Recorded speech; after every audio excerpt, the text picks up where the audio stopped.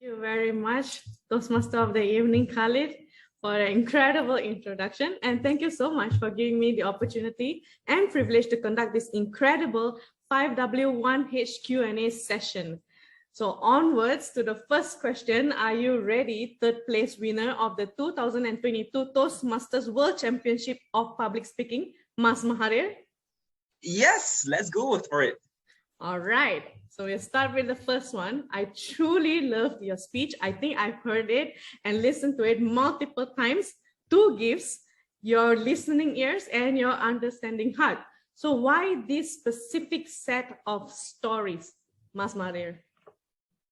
Why this specific set of stories? Well, the first thing is because I believe that this speech has a message that is not only universal, but it is something that the world needs to hear.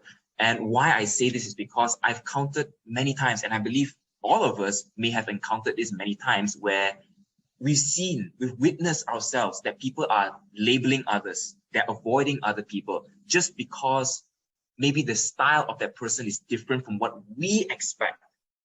And that got me thinking that if we were to give more of our listening ears and understanding hearts, would we be able to really empathize with why they are different, why they are like that? Understanding the story behind those actions really will help us to take a step back and to see that person from a different light. And I think that this in itself is a message that I would really like to share because it resonates so much with me. Yeah.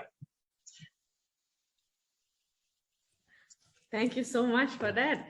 I'm definitely the kind of person to avoid people and, just blindside, just have that sight just to see what I want to see. So I really love the whole story of your speech and the way that you came about with your lesson towards the end of it as well. And I have heard earlier iterations of this speech many times, and I have read that you have revised this particular speech at least 140 times. So how do you keep finding the inspiration to continue evolving and refining your speeches? Okay, that's a very good question. The inspiration behind evolving this speech actually comes from why I want to tell this message. Because again, I felt that this was a message that was something that the world needs to hear. And we lack that. So that's why it took me that step to keep evolving this speech. The first thing is also because last year when I competed, I didn't pass the region quarterfinals. And so I thought to myself that, okay, this is a speech that I'm still passionate about. It didn't get me to the semifinals or the region quarterfinals. So how can I now take this speech, amend it, work around it so that it becomes clearer for the audience? So what most people don't see is that in a speech contest, especially the international speech contest, when we compete, how much time do you actually put in to develop the speech? Right? Most people will say, I take about 1 month, 1 week, and so on. But for me, it took me at least 2 years. I actually started the first draft of that speech in 2020, but I didn't get to use it because I didn't pass to the finals, right? So I used that for 2 years, refining it. And that's how it got to 140 revisions till today. Yeah. And finally got the opportunity to present it on the world stage finally. And yeah, the inspiration behind it is because it is still a message that I wanted to share. And I was hoping the world can hear it. And the world definitely did. So thank you so much for sharing that message. It's a really strong one. Onwards to the next question. When did you develop an interest in public speaking? And also, have you always had the natural affinity or love for public speaking? Okay, this is a very good question as well. I think most of us here in Toastmasters, we may or may not actually have the passion or the affinity for public speaking until a certain trigger or a certain moment in life, right? So for me, it was throughout my life experiences. For example, I started public speaking at a very, very young age, right? Even my parents are here, they can validate for you how young I started, not by choice, in fact, by force. So I didn't want to do public speaking, but because my parents were so passionate in it, they brought me to Toastmasters, pushed me up to speak in front of so many aunties and uncles. It was a terrible experience for me. I never liked it. So if you said that if I had the affinity for it, absolutely not, right? But throughout those experiences, there were a lot of people who were very encouraging. There was even a guy, his name is Philip Wong, and I still remember the words that he told me. Because when I was giving table topics at a very young age, I didn't know what to say. In fact, I didn't say anything at all. So he came up to me after the speech and he said, Mahathir, don't worry, because the people want you to succeed. So all you have to do is just speak your mind. And when I spoke my mind during that time, I started to see a change in my confidence. It was when I was in Form 3, when I had to give a English presentation in school, I started to wonder, how come someone who is very shy to speak, I scored the highest in the public speaking assessment? I was very shocked. And then I looked back and I realized that those passive learnings in Toastmasters actually helped me to build those skills. And it was only when I was 23 years old, finally, when my boss told me, Mahathir, if you want to be a better speaker and a trainer, because I was in a training company, you better join Toastmasters. And I was thinking in my mind, what club can I join in Toastmasters? Ding, Parents Club. So that is when I joined the very first time in 2016, MRI Toastmasters Club. And that's where I found the passion in speaking. All right. I think speak your mind is a really, really strong message. And it is something that I think takes a lot of experience for someone to be able to suggest that to begin with, right? Because usually we'll try to find stories from outside and external sources to put it together. That's how presentations typically are. But I really like that Philip actually mentioned speak your mind. And I think that truly changes the course of anyone who actually listen to that and truly follow that course of action as well. And I'm really glad he said it to you. So now we have 2 gifts as well. So thank you so much for that. Now, next question. This question is from Rusman Lee. What are your preparations or rituals mentally, physically, and or emotionally en route to the semifinals and final rounds? Well, thank you so much, Rusman. So for me, there are certain rituals that I do, but one of the biggest rituals is rehearse. There is a saying, right, that the more you rehearse, the more you internalize, and the more you internalize, the more it becomes a part of you. And I truly believe this because most people, when they go on stage at that level, they are no longer afraid, nervous, or fearful of the audience. If you're at that level, because you'll be speaking to 2,000 people on that world stage, right? So at that point of time, the only fear that most people will now have is, I fear that I may not have rehearsed enough. That is the thing that comes to my mind. I fear that despite rehearsing many times, I fear that, will I still say the wrong things? Will I still miss out something? Will I say in a way that is not supposed to be said? So that's the fear that I had. So the rituals that I did best and did most is rehearse non-stop. And I think Charles was there as well. He knows that how much I just rehearsed non-stop just to make sure that I internalize my content enough. But aside from rehearsing, here's one thing that I truly feel that most contestants, even at the club level, needs to do. And that is to familiarize yourself, not only with the people, not only with the presentation that you're going to give, but with the place that you're going to be giving. What does this mean? When you are going to a contest, do you familiarize yourself with the stage? When you try and step on it, walk on the stage, familiarize yourself. The next time when they call you on stage to speak, you won't feel that it's very foreign. So prior to any contest, whether it's a district, the semifinals or the finals, I was given the opportunity to rehearse standing, walking, knowing where I'm going to be moving. And that really helped a lot. Without that, I think I would be very nervous on that stage. So if you're trying to find a ritual that works, my recommendation for you is number 1, again, rehearse like mad. And number 2, familiarize yourself not only with the people, the presentation, but also the place that you're going to be giving that presentation. All right, the 3 Ps. people, presentation, and place. And I think that is truly one of the things that I typically see a lot of speakers tend to skip because they're already nervous. So we will focus a lot more on people and place, people and presentation, and not so much the place. But as you can see during your presentation and your speech, your use of the stage was really fluid, and it truly shows that you are quite familiar with it just the moment you stepped on it. And that truly made a lot of difference and shows a lot more confidence as well, because then you wouldn't be looking at the floor trying to place yourself to see whether you're walking off the stage accidentally, which is probably something that would probably happen to me. So this is something that it definitely is a very good point for us to focus on if we intend to compete at the stage level, right? Yes. In a physical setting, because Yes. not all stages are the same. That is really, really true. You might walk into a banner. So thank you very much for sharing the 3 Ps and rehearsing. Next question.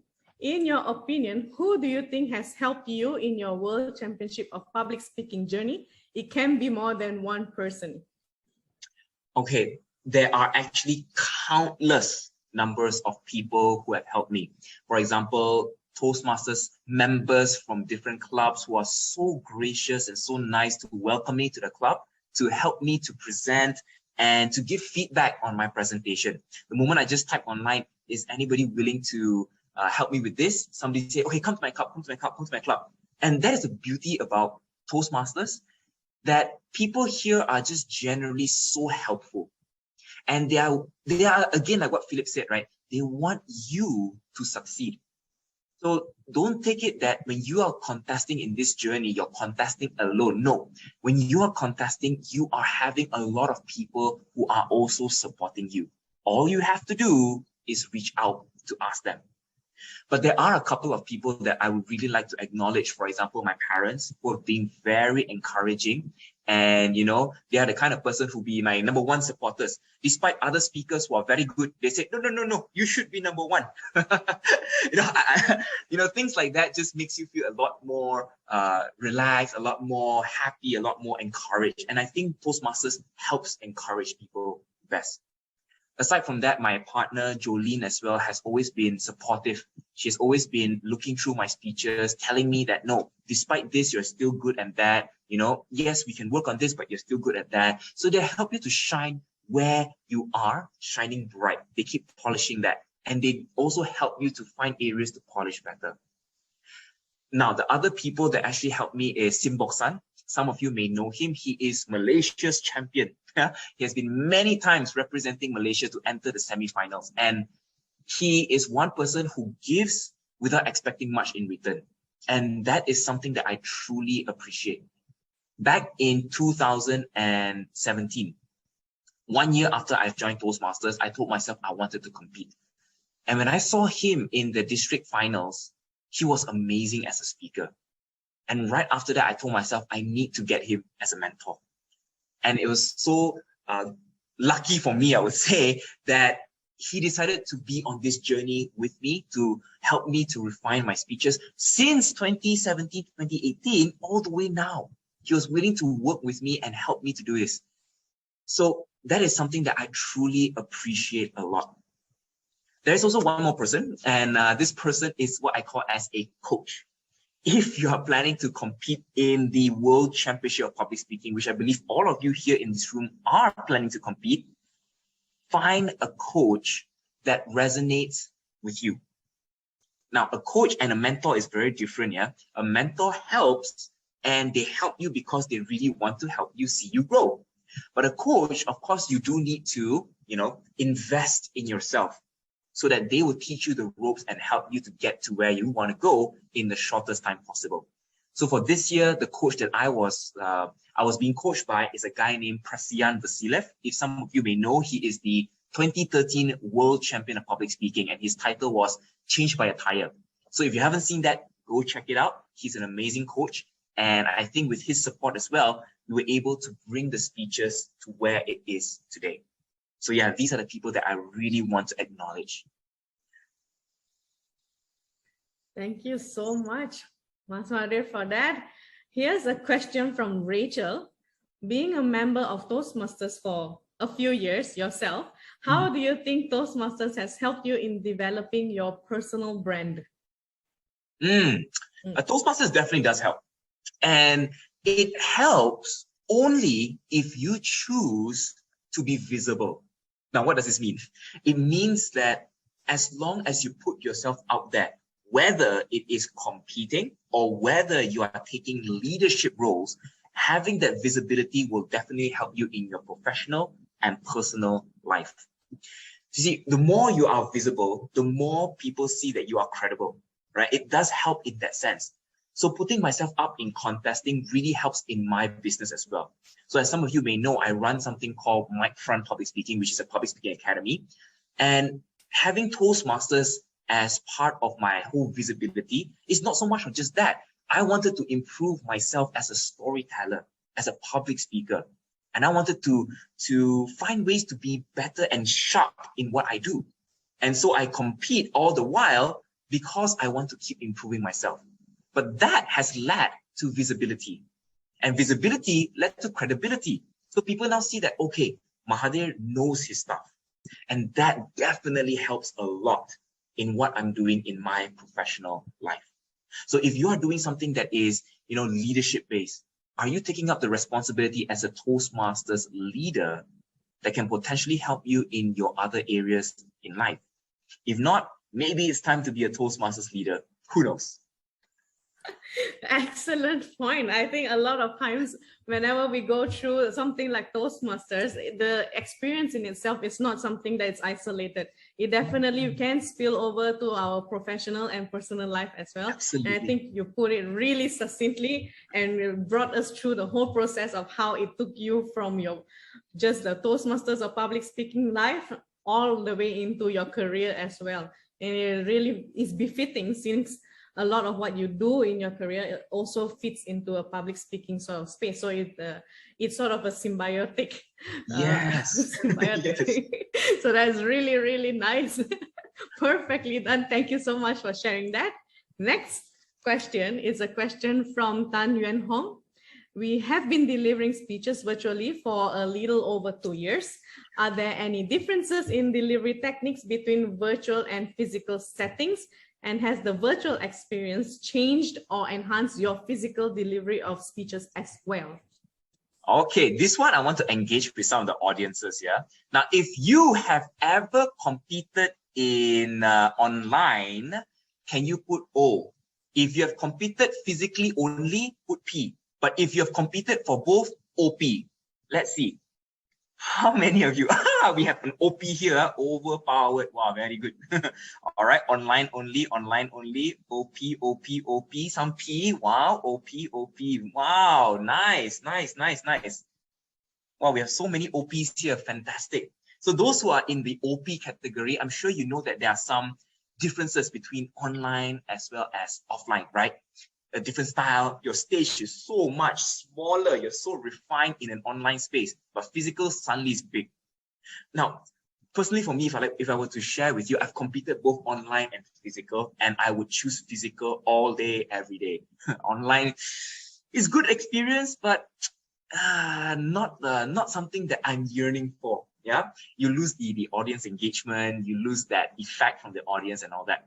But not to say that online is still bad.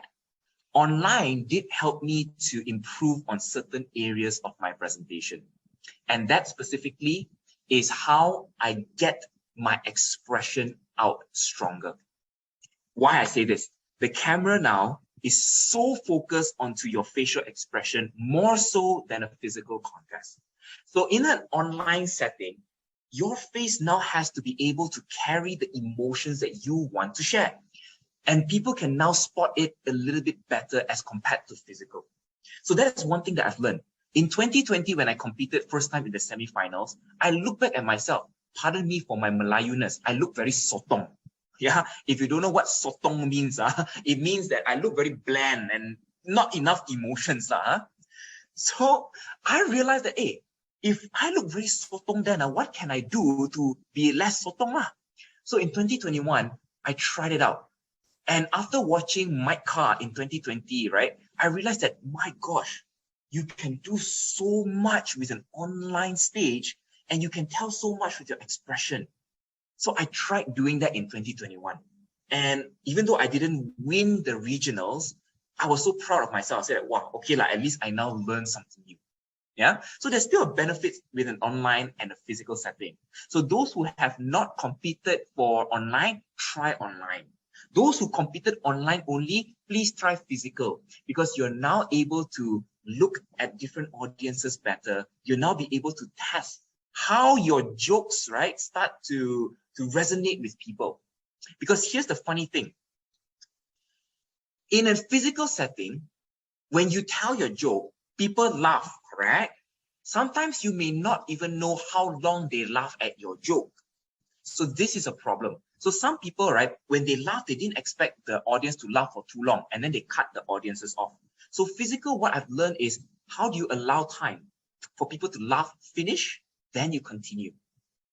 But here's the other problem when it comes to online. If you know how to do this for physical, it doesn't translate well for online. For example, when I tell a joke, I expect people to laugh for about 3 to 5 seconds. For example, why did the chicken cross the road? To get to the other side, 1, 2, 3. Then I continue, right? But if it's online, people don't laugh like that, right? So for example, why did the chicken cross the road? To get to the other side.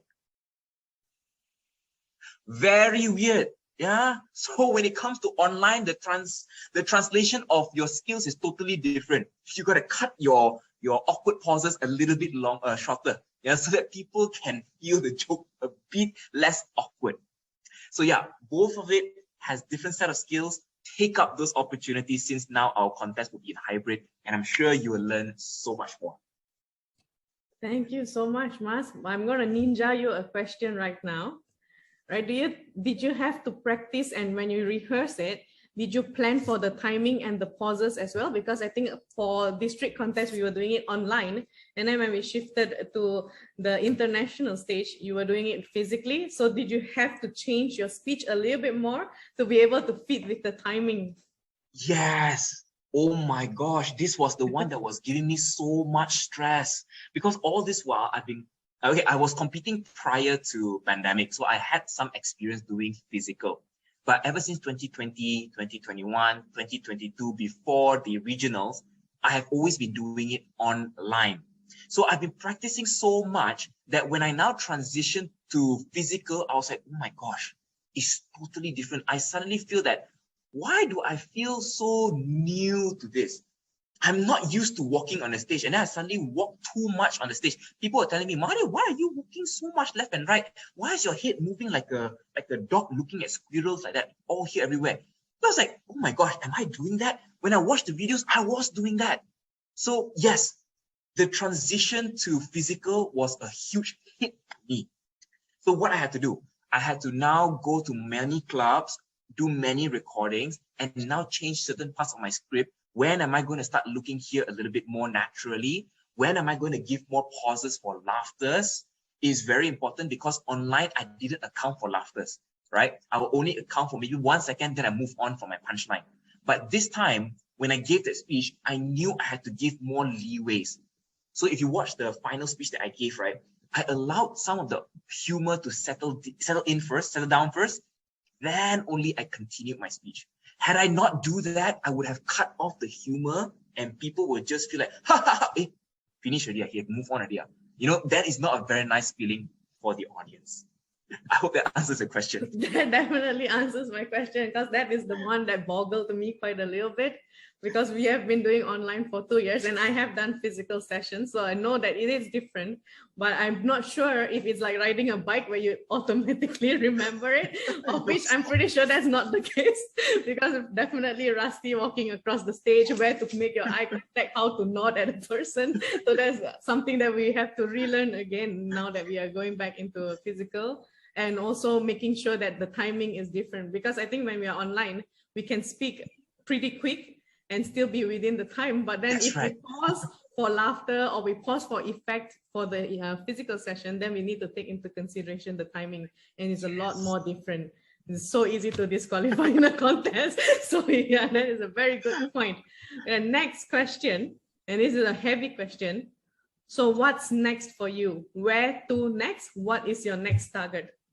Wow, a lot of people ask me this question. Mahathir, are you going to compete next year? Some of them say that if you are going to compete next year, I'm not going to compete next year.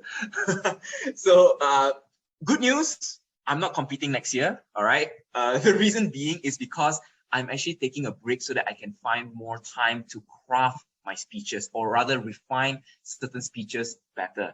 And I think that no point we try to bulldoze our way, right? Just because you've won it, you want to just make sure that you keep getting in, but the quality of the speeches drops.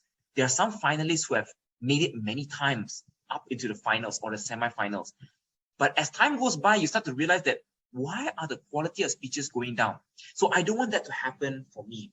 I want to go in the contest with the mindset that I'm delivering a speech that is impactful, purposeful, and hopefully being able to take me straight to win the World Championship. That is the mindset I'm having. So I'm not going to rush it for next year, although beautiful Bahamas next year, for those who are contesting, please go. Bahamas is going to be so awesome. 30 hours flight though, but they'll compensate with the beautiful beaches over there, yeah? So yes, I'm going to take a break for 1 year first before coming back into the contest. Yeah, so good news for those who are intimidated or scared that Mas Mahathir is going to be competing. He's not. So this is your chance. You only have a 1 year gap. Quickly take your opportunity, your chance right now before he comes back. And, potentially you have to go up against him. Right. So next question. Would you be able to share with us 3 tips for anyone who would like to be as awesome as you in an international speech contest? Okay, that's a very good question. And I'm going to ask the audience again, right? If you are going to be competing in the upcoming international speech contest, type Y. If not, type N. And pray there's going to be a lot of Y. Please have a lot of Y. If not, then I don't know. Okay, good. Woo! We have some. Feng Chin, Aisha, Jerry, Hugh. I don't know what is T, Jeff. I guess T means you're going to be a tiebreaker judge. All right. Y, M, I still don't know what M is. Moderator? Or T means timer, is it? Okay, timer, I still accept, yeah? M for maybe, all right. N for no, okay. All right, so those who are, great. Those who are not, it's okay. Maybe we can learn from this journey as well, all right? So for those who are and those who are not, here are some of the things that I like to share with you. 3 things, right? Number 1, start early. Start early and take it seriously. See how that rhymes, yeah? Start early, take it seriously. Which means that if you know your club contest is going to be in December this year, now is September, right? By now, you should have at least an idea of what you're going to be talking about. If not, please hurry. Yeah, some people create their speech 1 week before, 1 month before, still acceptable. But if you have more time, you have actually more rounds to rehearse your speech. And that in itself will put you on an edge above many other people. Because many other people who compete create their speeches so last minute, right? Last minute. So you want to stand out. And by having your speeches 2 months in advance, 3 months in advance, that already gives you an edge in the competition. So start early, take it seriously. Number 2 is understand the fundamentals of storytelling. When I was coached by Aaron Beverly in 2020, he stressed this so much to me. He said that, Mahathir, if you really want to go far, you need to understand the fundamentals. So he starts saying, you better read this book, you better watch this video, you better do this, you better do that. And when I did that, I started realizing how to craft stories better, how to make it more impactful for the audience's ears, eyes, and heart. So that's what you want to do. How are you going to write in a way that helps touch people's lives better? So understand the storytelling fundamentals. So if you want to know how to understand the fundamentals, super simple. Go to Google, storytelling fundamentals, yeah? Or if you want to take it up a notch, you can read a book by Manoj. Manoj has a book. He's the 2017 world champion. His book is How to Win the World Championship of Public Speaking. He tells in that book very, very interesting techniques on how do you start crafting the message, crafting the story, the flow, etc. Or even 2013's World Champions book, Speaker Leader Champion by Ryan Avery. Read that as well. where they dissect past winning speeches and see why certain winning speeches won those contests. If not, there's another book that I like to recommend is Storyworthy by Matthew Dix. Storyworthy, Matthew Dix. He is a moth storyteller, a brilliant storyteller, very authentic speaking style. So when you are able to read these books, digest and identify why a story works. And when you know the fundamentals, the game gets easier. Now, the third one, find a coach or a mentor. A coach or a mentor has to walk the path that you want to go. If you want to enter the finals, find a coach or a mentor who has at least entered the finals. I'm sure there's a lot of Toastmasters who are so helpful and so caring, and they would love to give you all the feedback, but some feedback may not be able to help you get to the finals, right? So a coach and mentor already knows what works, what doesn't work. So find that out. A mentor, again, is someone who's willing to help you to grow. Maybe you can find someone in your club who has been a district champion. Ask him or her, how do they do it? How can they help you get there? Then if you want to go higher than that, find a coach. Be willing to invest in yourself so that they can also help shape your speech to become world level worthy. Yeah, so those are the three things. Number one, start early, take it seriously. Number two, understand the storytelling fundamentals. And number three, seek out a coach or a mentor. Thank you. Thank you so much, Mas Mahathir. I think there's someone who commented, say, please type the name of the books, because I think you were rattling it off. And as much as we try to remember it, I think we can review the recording. That's one. But also thank you so much for sharing so much content about the books and how you actually develop the fundamentals from that perspective as well. I think that's a storytelling methodology is something that we really value, not just in Toastmasters and public speaking world, but also in the professional setting as well. Yes. Whenever we have to share our ideas across, storytelling definitely comes at an advantage whenever we try to share that part. So thank you so much for sharing with us all a bunch of books. Please type it out at some point when you have it, so that we'll be able to hunt it down, and hopefully you get commission for selling those books as well. Think about it. It's a business. The next question, I think we only have one more question left before we open it up to the floor. What would you say was the toughest challenge you faced when preparing for the World Championship of Public Speaking? Thank you for that question. The biggest, toughest challenge preparing for the World Championship of Public Speaking is preparing 2 speeches. That, hands down, is the hardest thing to do, because all this while when we compete, right, in the first years when I'm competing, I've always just focused on one speech, right? But most people think that that's it. You just work on one speech and hopefully pray to God you enter the finals. But then when you're in the finals, what's next? Do you have a speech solid enough, strong enough, that can at least carry you to give a good one, a good speech that touched someone's heart? If not, then it's just going to be like a 20% done, 30% done, and it's not good enough. So that for me was the toughest, because I now know that, okay, my semi-final speech is okay, it's decent enough, but I still need time to work on it to make sure it's international worthy. Yeah, the key is international worthy. Some jokes that you use for Malaysian standard may work, but the Angmos may not understand, right? That's a big problem as well. Some terminologies that you use, the Angmos also may not understand as well. So what you want to do is make sure that your speech is international level ready, where anyone, anywhere across the globe is able to understand and even get their hearts to be impacted by it, whether it's your humor or the message. Yeah. So to do that for 2 speeches, not easy. Yeah, not easy. So that's why some people who enter the finals, right? If you watch some of the past videos, there are some speakers who struggle, and they may not have given a good speech in the final as compared to the semi-finals. Some people say, hey, why the semi-finals for this speaker was so much better than the finals? Well, because they may have focused way more on the semi-finals and may have neglected the finals. So if you are planning to compete, start off with one speech, but also be on the lookout for your second speech and get ready for that. Who knows? You might be selected to enter the Bahamas to give your world championship speech. Yeah? Charmaine, I'm looking at you. One can hope. All right. I think the key is definitely over here is understanding your audience, right? Make sure that your speech and the content of your speech and the way you deliver it is international stage worthy.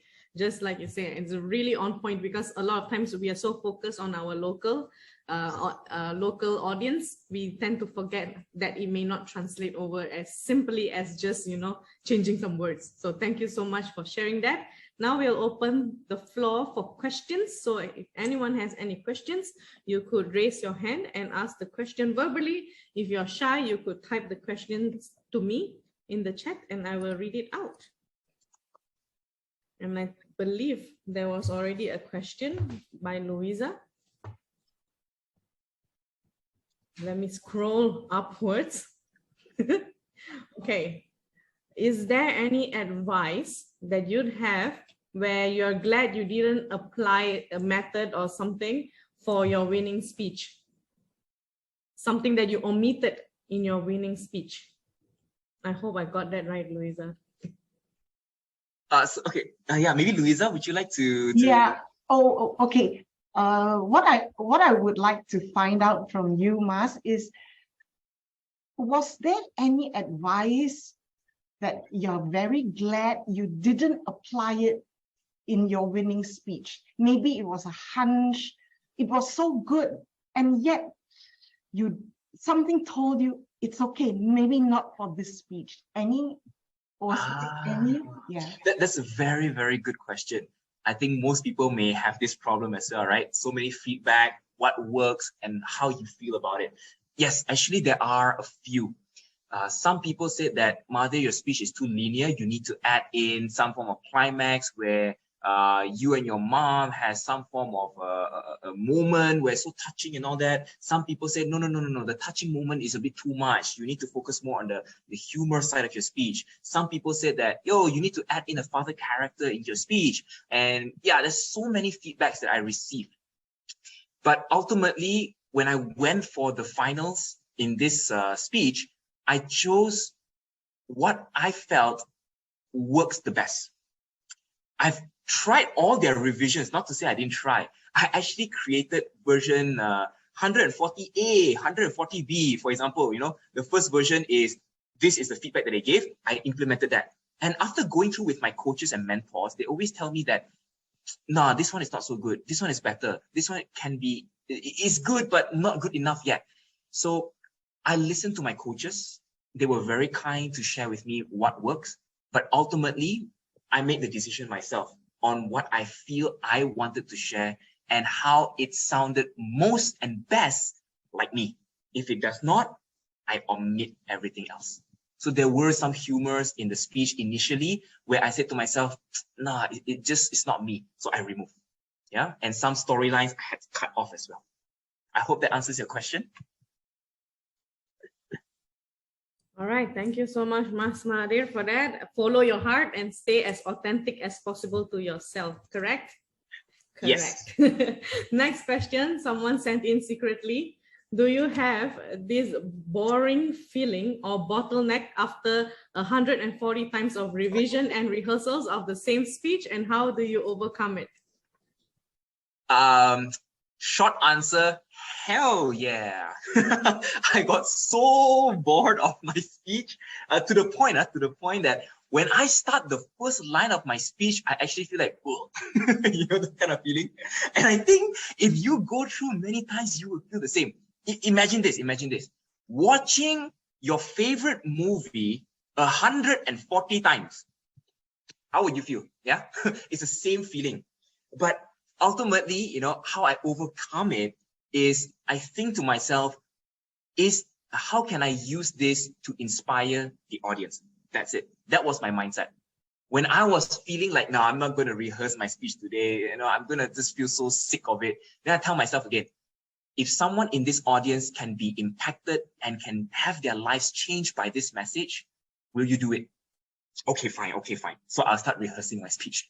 So yeah, no matter how sick and tired that you are rehearsing again and again, tell yourself it's all for the benefit of those listening to it. Someone's life may be changed. And to my surprise, after giving that speech on the finals, walking out of that room, someone came to me and said, Mahathir, thank you for sharing that. I had the same experience as you, and that's what I needed to hear. When I heard that, I was like, okay, mission accomplished. Congratulations on completing your mission. Next question. What is your biggest failure in public speaking and what did you learn from it? My biggest failure, ego. Ego was the biggest thing that held me back. I remembered I joined MII Toastmasters in 2016, and that was right at the time when they were having their first international speech and table topics contest.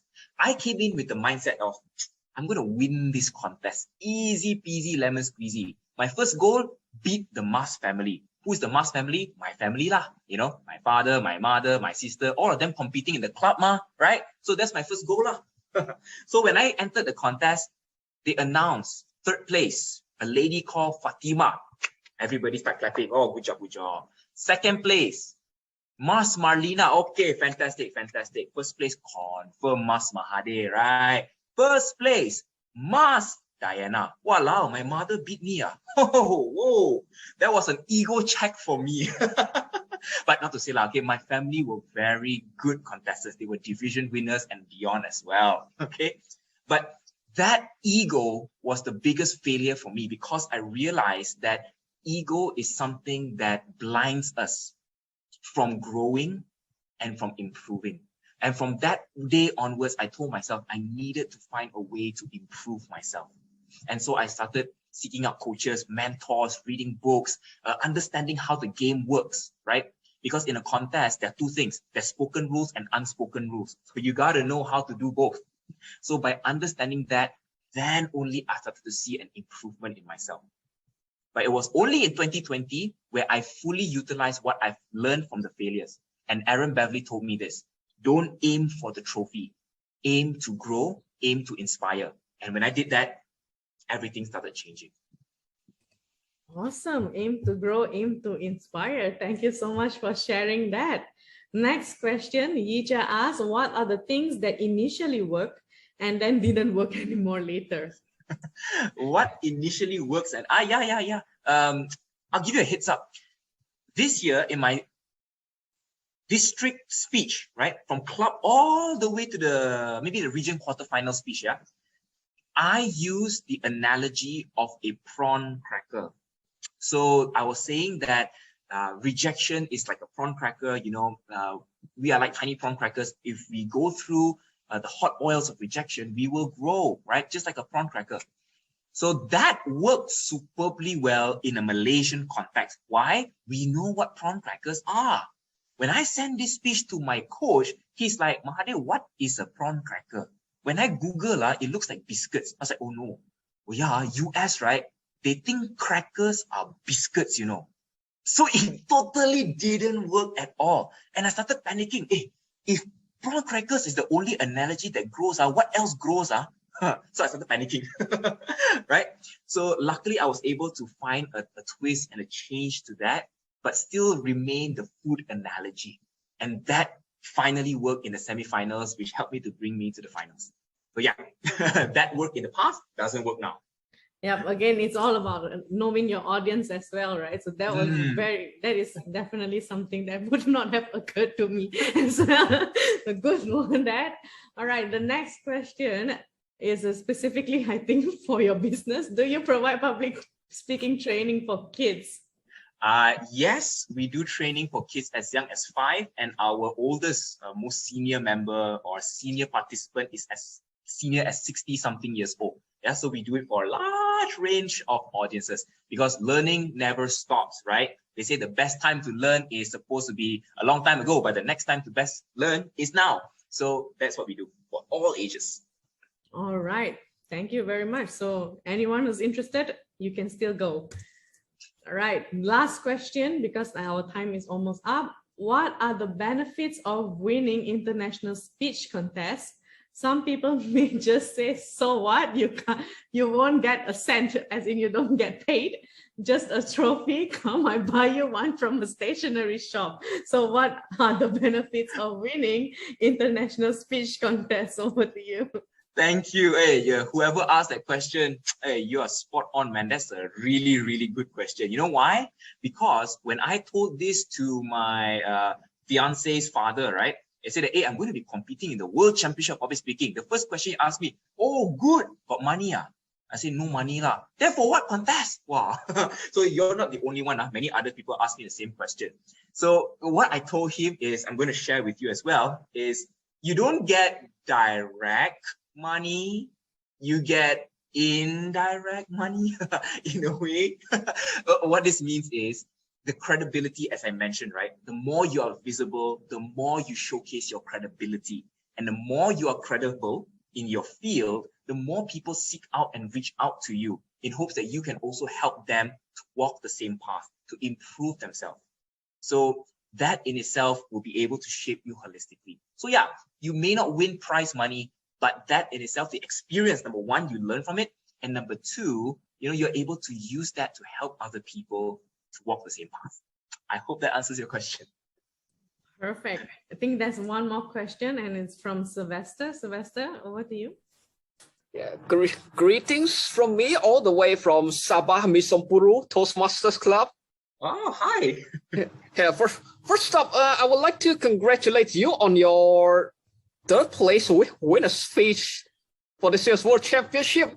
I was like, wow, that's a truly live philosophy class, even though it's just a short 7-minute talk up on the stage. So I was wondering, just by the title itself, because it's only 2 words, 2 gifts, I was thinking, are there any contributing factors that inspire you to speak out the 2 gifts that you received in your life? Sorry, can you rephrase the question? I don't think I quite understand. I'm referring to your winning speech title, that is 2 gifts. So right. I was wondering, what were the events in your life that inspires you to deliver this title? All right. So there were many instances in my life that made me finally decide this is a speech. Number one, well, my mom, right? So my mom has been always a tough mom. Since young, she's always been very, very, very, very, very tough, right? But of course, she's changed. She's changed, yeah. You know what's the funny thing? In the airport, she finally said, I love you. Very funny, yeah? So she tried to prove to people she's changed. So anyway, other moments in my life that actually inspired me to craft this speech is where I've seen many people ignoring, labeling other people. For example, homeless people. That's one. Another one, people who act differently from the norm, right? Maybe they have certain conditions that act differently, or maybe the way that they speak doesn't match the lingo of what the community is speaking, and that person got isolated. He got labeled and being avoided. So I've seen so many of these instances, and I come to think to myself, what if we can really understand them? And so that in itself inspired me to write this speech. But of course, I can't put in all these other stories into this speech, because if I do that, then the speech would be like, I don't know, 15, 20 minutes long. So I had to streamline it into something that is simple and straight to the point. I hope that answers your question, Sylvester. Yes, that will do. And I can frankly say that was totally an astonishing live philosophy class that I've ever seen throughout my life. Thank you. Thank you so much, Sylvester, for the question. And thank you so much, Mas Mahathir, for enduring through this session with us. Now I'll pass the floor over to Toastmaster of the evening. Khalid, over to you.